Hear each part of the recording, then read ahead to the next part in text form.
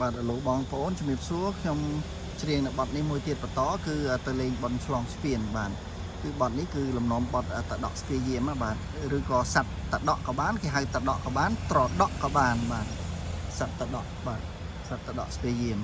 អញ្ចឹងបទនេះគឺលំនាំបទហ្នឹងហើយខ្ញុំក៏សូមច្រៀងបាទក៏លន់ក្រាំងក្ដាមវាកាយរុនវានេះគឺវារោមានន័យថាក្ដាមវាលើដីបាទវាដើរមានន័យថាក្ដាមដើរគេហៅក្ដាមវាអញ្ចឹងក្ដាមវាកាយរុនហ្នឹងមិនមែនវាជាវានេះវានោះអីទេមិនមែនហៅថាវាដូចយើងហៅសត្វអីទេអញ្ចឹងបាទអញ្ចឹងពាក្យថាវាគឺសំដៅលើវត្ថុឬក៏សត្វឬក៏រុក្ខជាតិឬក៏យើងអាចហៅទៅលើបុរសទី3ដែលមិនមែនជាមនុស្សយើងអាចហៅថាវាឬក៏ហៅជួនកាលឪពុកម្ដាយហៅក្មេងអីថាវាអីចឹងដែរបាទអញ្ចឹងអាចថាអញ្ចឹងកូឡនក្រាំងក្ដាមវាកាយរុនកន្លែងនេះអាចសរសេរអត់រក៏បានមានរក៏បានបាទបើដាក់ថាក្ដាមវាកាយរុនក៏ត្រូវក៏ស្ដាប់ទៅមិនឆ្កងទេបាទហើយវាអញ្ចេះគឺក្នុងន័យមួយថាវាក្ដាមវាហើយវាទៅកាយរុនចង់និយាយអញ្ចឹងបាទក្ដាមវានៅលើដីហើយទៅកាយរុនកូឡនក្រាំងក្ដាមវាកាយរុនចង្រិតវាយំស្រែកហៅរោគញីបងមកជួបអូននៅរាសុភីកាត់វាលឥន្ទ្រីឆ្លងផ្លូវវៀងក្រុងកាត់វាលឥន្ទ្រីឆ្លងផ្លូវវៀងក្រុងចាក់ផ្លូវអូជ្រៅមកដល់ផ្ទាំងស្រីមង្គលបូរីដល់សំរោងរំថ្ងៃជ្រេទៀបល្មមបងដល់ផ្ទះមុំបាយក្រោមដើមខ្ទុំមកជូរគ្រឿងតាមូងដើមខ្ទុំនេះក៏ខ្ទុំខជាងតោម៉ូជាងពោបាទខ្ទុំដើមខ្ទុំបាទបើឲ្យត្រូវគឺសរសេរមាន spelling អញ្ចេះបាទដើមខ្ទុំមកជូរគ្រឿងតាមូងហ្នឹងគឺមកជូរតាមូងបាទប៉ុន្តែខ្ញុំអាចដាក់ដូរទៅជាឲ្យស្រួលច្រៀងកុំឲ្យមានបទខ្លះយើងសរសេរទៅរៀងយើងច្រៀងទៅពាក្យពេចន៍ហ្នឹងអាចធ្វើឲ្យផុតដង្ហើម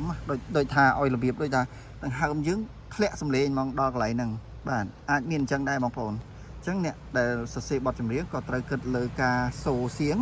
ហើយនឹងអក្ខរាវិរុទ្ធដែលប្រើហ្នឹងគឺមានពាក្យពេចន៍មួយចំនួនស្ដាប់ទៅមានចំជួនដែរប៉ុន្តែអ្នកច្រៀងពិបាកហើយមានពាក្យពេចន៍មួយចំនួនយើងដាក់ទៅច្រៀងហ្នឹងយើងច្រៀងដោយមិនបាច់ប្រឹងពេកទៅជាព្រោះដែរអញ្ចឹងអាចមានអញ្ចឹងដែរបងប្អូនហ្នឹងគឺចំណុចសង្កេតក្នុងការសរសេរបទចម្រៀងមួយដែរអញ្ចឹងចាក់ផ្លូវអូជ្រៅមកដល់ផ្ទាំងស្រីមង្គលបូរីដល់សំរោងរំនេះគឺជាឈ្មោះភូមិមួយបាទឈ្មោះថាភូមិសំរោងរំហ្មងបាទមិនមែនទៅដល់សំរោងហ្នឹងរត់ទៅរំទេណាបាទអញ្ចឹងនេះគឺសំរោងរំគឺជាឈ្មោះភូមិពីចេញពីស្រុកមង្គលបូរីទៅដល់ឃុំសំរោងរំជាឃុំបាទឈ្មោះឃុំបាទអញ្ចឹងចាក់ផ្លូវអូជ្រៅទៅដល់ផ្ទាំងស្រីមង្គលបូរីដល់សំរោងរំថ្ងៃជ្រេទៀបល្មមបងដល់ផ្ទះមុំបាយក្រោមដើមខ្ទុំជូរគ្រឿងតាមូងបាយក្រោមដើមខ្ទុំជូរគ្រឿងតាមូងបាទដើមខ្ទុំហ្នឹងគេហៅដើមខ្ទុំបាទដើមខ្ទុំហ្នឹងគឺស្រៀងម៉ៃសាក់បាទស្រៀងដើមម៉ៃសាក់ដែរជួយដងទឹកស្រីមុនថ្ងៃរៀបលិចសម្រាងបន្តិចយើងដើរត្រសងត្រពាំងមុខទាំងដើមត្នោតដងជុំបងហើយនឹងមុំគៀងគោចូលក្រោលបងហើយនឹងមុំគៀងគោចូលក្រោលប្រលប់អង្រឹងនៅក្រោមទាំងស្រីចងគេងចិត្តកៃសោតដងកើនាងព្រឹកឡើងយើងទៅលេងបន់ឆ្លងស្ពានសាលាឆោទៀនចុងភូមិកូនត្រី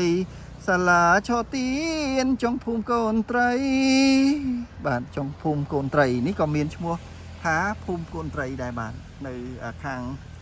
ស្រុកអូជ្រៅបាទម្ដុំហ្នឹងបាទអញ្ចឹងនេះគឺជាបទមួយដែលតាក់ទងទៅនឹងការធ្វើដំណើរពីមង្គលបូរីទៅដល់សំរោងរំហើយក៏បបួលអូនទៅលេងបនឆ្លងស្ពាននៅភូមិកូនត្រីបាទនៅចុងភូមិកូនត្រីនោះបាទគេមានធ្វើស្ពានឆ្លងអញ្ចឹងគឺប៉ុណ្ណឹងបងប្អូនបាទសូមអរគុណបាទសូមជម្រាបលាបាទ